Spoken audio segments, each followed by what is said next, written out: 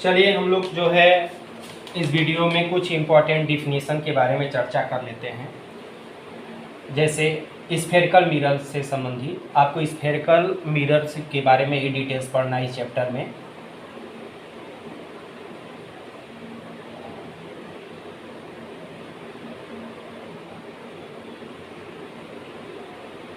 मान लिया इसके एक आउटर साइड को हमने क्या कर दिया, पॉलिश कर दिया है,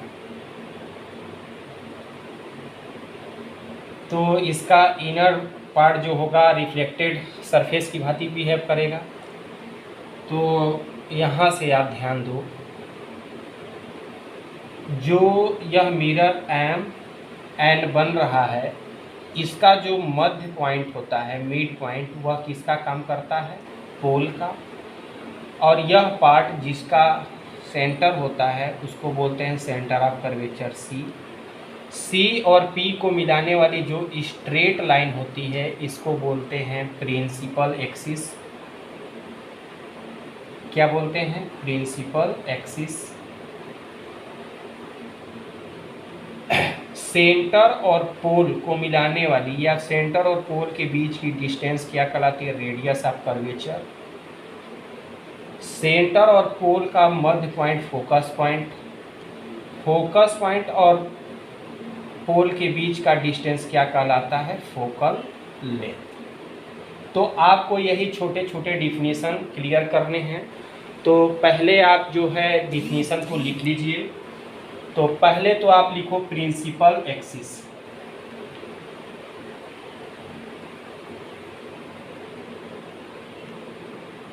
तो अभी मैंने बताया प्रिंसिपल एक्सिस क्या होता है। कर्वेचर ऑफ सेंटर और पोल को मिलाने वाली जो स्ट्रेट लाइन होती है वही आपकी क्या है? प्रिंसिपल एक्सिस है। तो the line joining the pole and centre of curvature, ये हो गया। अब हम लोग पोल की बात कर लेते हैं। तो इस मिरर का जो सेंटर होता है वही क्या कहलाता है? पोल कहलाता है। तो लिख लीजिए the centre of the mirror. Okay, centre of curvature, centre of curvature लिख लीजिए।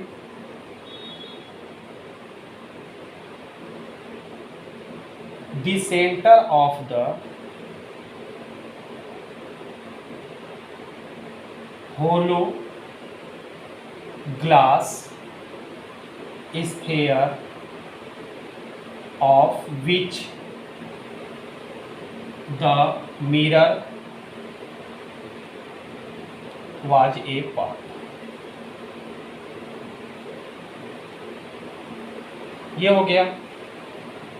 अब आप लिख लो radius of curvature.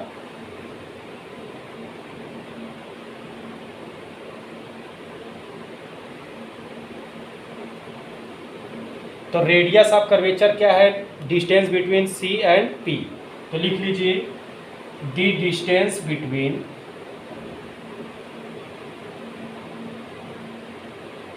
Pole and centre of curvature. अब आप लिख लो फोकस।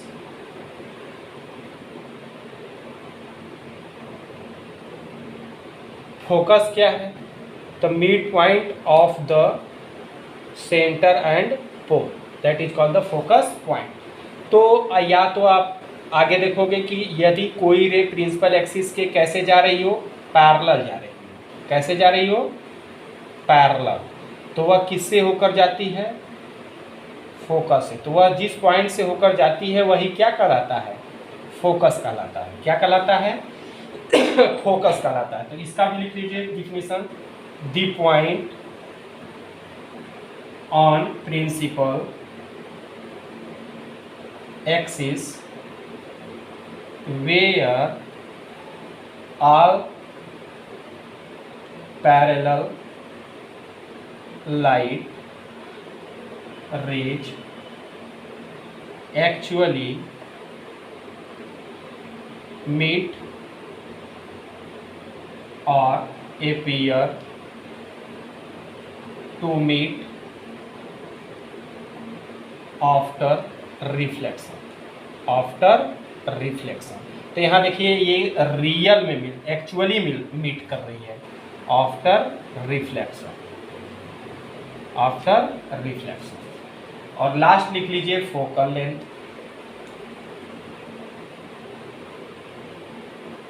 तो फोकल लेंथ क्या है?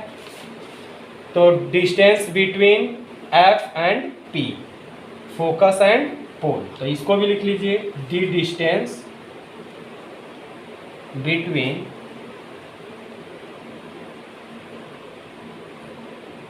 Focus and pole, focus and pole. तो इस तरीके से यह आपके क्या है, इम्पोर्टेंट डिफिनीशन है। 1 2 3 4 5 6 6। आप इस फिगर से इस 6 को बहुत सिंपली तरीके से याद कर लीजिए। चलिए आगे चलते हैं।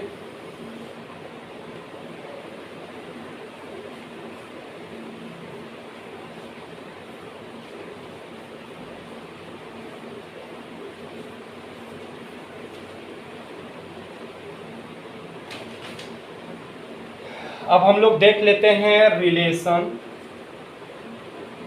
Between R and F। तो R और F पे देखते हैं कि F का जो डिस्टेंस होगा वह R का डिस्टेंस का क्या होगा, हाफ होगा। तो इसको आप ऐसे भी लिख सकते हो, F is equal R upon 2 और R is equal 2 into F। Example देख लीजिए, जैसे कभी कभी एक नंबर का एग्जाम्पल आपसे पूछ देता है बहुत इजी तरीके से। If radius of curvature is 4 centimetre of a mirror to find its focal length। जैसे ये बहुत इजी है, तो आपको रेडियस ऑफ कर्वेचर दे रखा है 4 सेंटीमीटर, तो r इज इक्वल 4 सेंटीमीटर। आपसे क्या फाइंड करने के कह रहा है, फोकल लेंथ। तो f फाइंड करिए। तो आपको पता है कि f इज इक्वल क्या होता है, r अपॉन 2। तो r की वैल्यू 4 अपॉन 2 काटिए, तो f की वैल्यू 2 2 सेंटीमीटर। ये पॉजिटिव होगा नेगेटिव होगा वह डिपेंड करता है कि वह कैसा मिरर है। तो अभी हम लोग साइन की बात जो है आगे देखते हैं।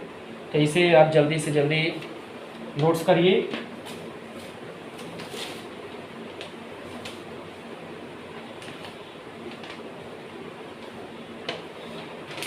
अब हम लोग थोड़ी सी बातें कर लेते हैं आगे।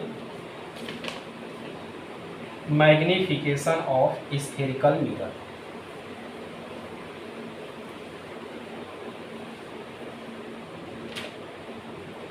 Magnification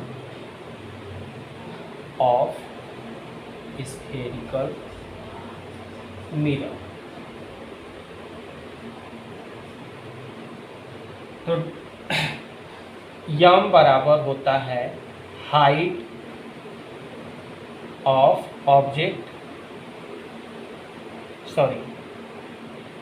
height of image upon के height of object, height of object. तो ध्यान दीजिएगा, यदि m की वैल्यू 1 से बड़ा है तो जो इमेज बनेगा वह इमेज क्या बनेगा, इनलार्ज बनेगा। क्या बनेगा, इनलार्ज। अर्थात हम कह सकते हैं वस्तु से बड़ा बनेगा। लेकिन इसी m की वैल्यू लेस देन 1 है, तो जो इमेज बनेगा वह छोटा बनेगा, डिमिनिश्ड। क्या बनेगा? छोटा बनेगा। ये इंपॉर्टेंट है। तो यहाँ से सबसे पहले मैग्निफिकेशन का वो लिख लीजिए definition. It is the ratio of height of क्या? Image and height of object. Clear? तो यहाँ से फार्मूला आपका निकल कर सिंपली क्या आया? m is equal I upon O. ये एक और भी फार्मूला होता है m is equal minus V upon U. तो आप कह सकते हो मैग्निफिकेशन का formula I upon O is equal minus V upon U. Clear? तो एक चीज और यहाँ से नोट कर लीजिए, यदि इस L का मान लीजिए किसमें आ जाता है? निगेटिव आ जाता है। किसमें आ जाता है? निगेटिव में। साइन का भी थोड़ा बात कर लेते हैं। तो वह जो इमेज बनेगा वह इमेज कैसा बनेगा? रियल इमेज बनेगा। कैसा इमेज बनेगा? रियल इमेज बनेगा। यदि m की वैल्यू कैसी आ जाए? पॉजिटिव आ जाए, तो वह कैसा बनाएगा? वर्चुअल बनाएगा। क्या बनाएगा? वर्चुअल। तो ध्यान दीजिए निगेटिव कब होता है और पॉजिटिव कब होता है, बहुत ही इंपॉर्टेंट। दो वर्ड में वेरी वेरी इंपॉर्टेंट। साइन के लिए अगर आपको साइन नहीं लगाने आया तो आप न्यूमेरिकल्स नहीं लगा पाएंगे लाइट का, इसलिए बहुत आराम से समझिएगा। मान लीजिए कोई भी मिरर है, कोई भी मिरर है, या तो वह कन्वेक्स हो सकती है या तो वह कनकेव हो सकती है। तो मिरर के यदि लेफ्ट साइड की बात करें, किस साइड की बात करें? लेफ्ट, तो हमेशा ध्यान देना क्या रहेगा? निगेटिव रहेगा। लेफ्ट साइड हमेशा किसको बताती है? निगेटिव। और मिरर के राइट साइड किसको बताती है? पॉजिटिव को। तो ये बहुत इंपॉर्टेंट है। राइट साइड किसको बताएगी? पॉजिटिव को। और लेफ्ट साइड किसको बताएगी? निगेटिव को। तो यहाँ से आप ध्यान देना कि जो इमेज रियल होते हैं, एक चीज और पॉइंट कर लेना, यहाँ से लिख लेना कि जो इमेज रियल इमेज होते हैं वह इन्वर्टेड भी होते हैं। वह क्या होते हैं? इन्वर्टेड भी होते हैं। और जो इमेज वर्चुअल होते हैं वह इरेक्ट होते हैं। क्लियर? तो ध्यान दीजिएगा यहाँ से मिरर के लेफ्ट साइड जो भी क्वांटिटी होगी वह क्या होगी? नेगेटिव होगी। और राइट साइड में क्या होगा? पॉजिटिव होगा। जैसे आप क्लास 6, 7, 8 में भी पढ़े कोऑर्डिनेट्स में कि आप जब एक्स एक्सिस ड्रा करते हैं तो आप देखते हो कि जीरो के लेफ्ट में क्या होता है? निगेटिव होता है, और जीरो के राइट में क्या होता है? पॉजिटिव होता है। तो यहाँ से यह निगेटिव लेफ्ट होगा और राइट क्या होगा? पॉजिटिव होगा। जो पॉजिटिव होगा वह वर्चुअल होगा, जो वर्चुअल होगा वह इरेक्ट होगा, और जो निगेटिव रहेगा वह रियल इमेज होगा, और रियल होगा तो क्या होगा? इन्वर्टेड होगा। तो इसे जल्दी से जल्दी जो है आप नोट्स करिए। इसके आगे चलते हैं।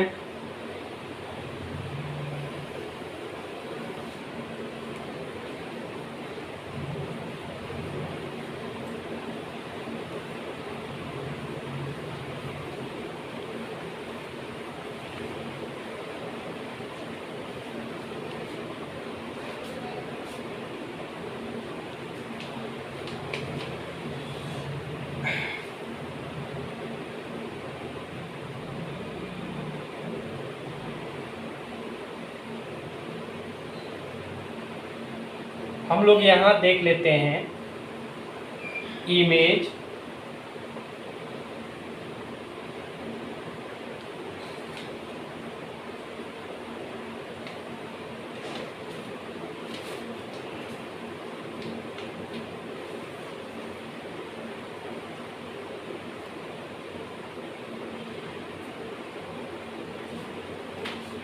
एक minute,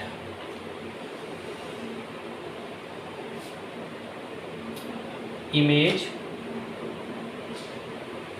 form by concave mirror. किसी भी ऑब्जेक्ट का इमेज हम लोग किसके द्वारा, कॉनकेव मिरर के द्वारा कैसे ज्ञात करते हैं।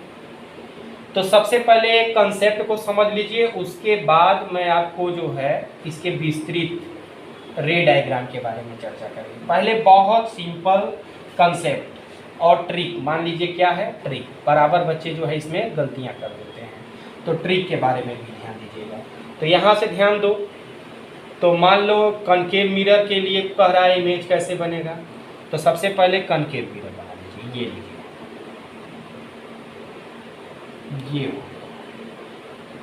ये क्या हो गया कॉनकेव मिरर, जिसका आउटर साइड पॉलिश्ड होता है और रिफ्लेक्टेड सरफेस कहाँ होती है, इनर साइड में होती है।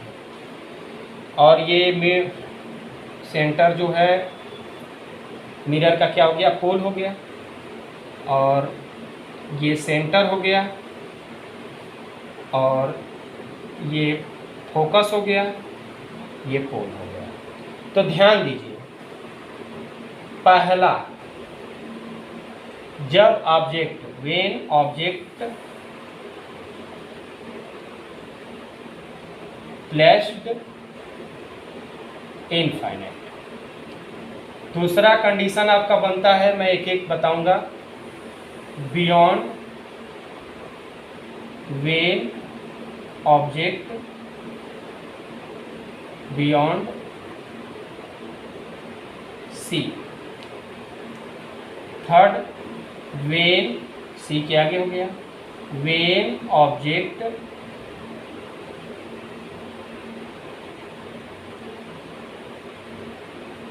Eight centre of curvature, at placed, when object placed at the C. चौथा, when object placed between C and F. फिर पांचवा, when object placed at F. छठा, when object placed between F and P, F and P. तो एक एक करके बहुत आराम से पहले ट्रिक को समझ लीजिएगा, उसके बाद हम लोग डिटेल्स चर्चा करेंगे इसके आगे। ये ट्रिक आपको याद रखेगी और एग्जाम में आपको एक्सप्लेनेशन कैसे करना वो आपको हम बताएंगे। तो पहले तो ऑब्जेक्ट हमारा कहाँ है, इनफाइनाइट पे है। तो पहले कंडीशन में आपका ऑब्जेक्ट कहाँ है, इनफाइनाइट पे। और ध्यान दीजिए, ऑब्जेक्ट को हमेशा मिरर के कहाँ लेंगे, लेफ्ट में। तो ये आपका क्या है, लेफ्ट है मिरर का, और ये मिरर का क्या है, राइट साइड है। तो ध्यान दीजिए, तो जब आपका इमेज कहाँ होगा, इनफाइनाइट पे होगा, तो जो इमेज बनेगी वह कहाँ बनेगी, फोकस पर बनेगी। तो पहले कंडीशन में इमेज आपकी कहाँ बनेगी, फोकस पे बनेगी। दूसरा, यदि ऑब्जेक्ट हमारा सी के आगे हो, तो सी के आगे मान लो यहाँ पे है, तो ये कौन सा कंडीशन है, दूसरा कंडीशन है। तो आप भी थोड़ा सा आगे आ जाओ। तो दूसरे कंडीशन में जो इमेज बनेगी वह कहाँ बनेगी, सी और एफ के बीच में बनेगी, ये। तीसरा आपका कह रहा है कि कहाँ है, सी पर है, तो जब सी पर होगी तो थोड़ा सा इसके आगे आएंगे तो सी पर ही आएंगे, तो उसी पर बनेगी, तीसरा। चौथा कह रहा है कि अब ऑब्जेक्ट हमारा सी और एफ के बीच में है, तो सी और एफ के बीच में आपने कर दिया ऑब्जेक्ट को, चौथा। तो अब इमेज थोड़ा और आगे आ जाएगी, तो बियॉन्ड सी आ जाएगी। बियॉन्ड कहाँ आ जाएगी, सी आ जाएगी। पांचवा कह रहा है कि अब हमारा ऑब्जेक्ट कहाँ चला गया, F पर चला गया। तो पांचवें कंडीशन में अब इमेज हमारी कहाँ चली गई, इनफाइनाइट पे चली गई, ये हो गया पांचवें में। छठा कह रहा है कि हमारा ऑब्जेक्ट कहाँ है, F और P के बीच में, तो F और P के बीच में ये हो गया। तो इसी लास्ट में जो इमेज बनती है वह जो है कहाँ बनती है, मिरर के राइट साइड में। तो ये छठा वाले केस में वो कहाँ बनेगी, मिरर के राइट साइड में। तो मिरर के राइट साइड में बनने का मतलब है कि आप देखो क्या है, इरेक्ट है, तो जो इरेक्ट होता है वही तो वर्चुअल होता है, तो वर्चुअल एंड इरेक्ट बनेगा। यही एक कंडीशन है कनकेव मिरर के लिए कि जब ऑब्जेक्ट फोकस और पोल के कहाँ होगा, बीच में होगा, तो उस स्थिति में वर्चुअल और क्या बनेगा, इरेक्ट बनेगा। बाकी इस 5 कंडीशन में जो इमेज बनेगी उस इमेज का जो नेचर होगा इस 5 कंडीशनों में वह रियल एंड क्या होगा, इन्वर्टेड होगा, रियल एंड इन्वर्टेड होगा। अगर हम लोग पोजीशन की बात करते हैं तो पोजीशन भी बहुत आराम से याद हो गया कि यदि ऑब्जेक्ट हमारा इनफाइनाइट पे है तो जो इमेज बनेगी वह पहला कहाँ बनेगी, फोकस पे। कहाँ बनेगी, फोकस पे।